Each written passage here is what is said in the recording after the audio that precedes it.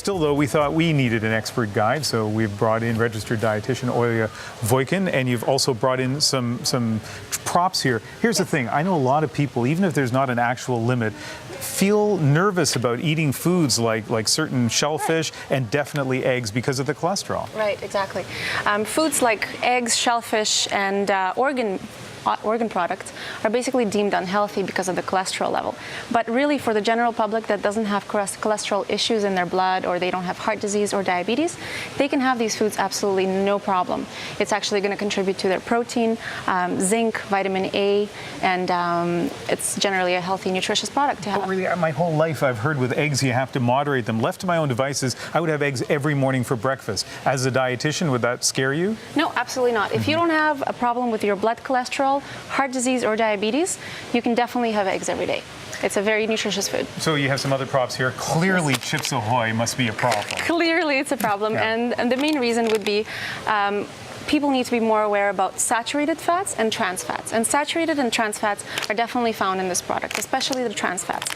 It's a man-made fat, and they put them into the product to make it shelf-stable for 2 years, so the cookies don't go rancid. So basically. That's not really a cholesterol issue, that's no, a fat issue. it has nothing to do, exactly. It's a man-made fat, so the modified palm oil or something like that. And so how do you know how to avoid them? You just have to look it up, I guess, on the label. You have to read the nutrition label, but most commercially baked, store-bought baked goodies, baked goods, croissants, cookies will definitely have some of that.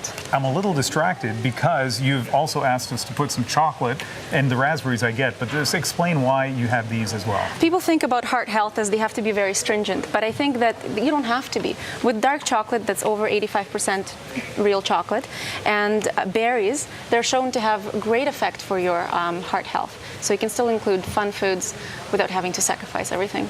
So our colleague, my colleague, Shane Foxman, approaching 50 years old, eats the worst diet I could possibly imagine, but he's a skinny guy, and he says it's all because throughout his entire life, he's been way ahead of the curve. He's eaten sort of all of these things in moderation, and it's working out for him. Exactly. Is he the poster child for the way we should all eat?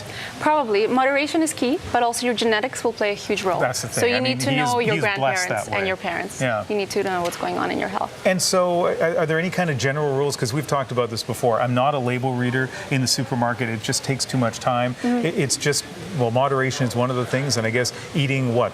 Simple? Whole foods. Whole foods. This is not whole foods. Right. This has been prepared, commercially made. So whole foods means fruits, vegetables, whole grains, and lean meats and alternatives.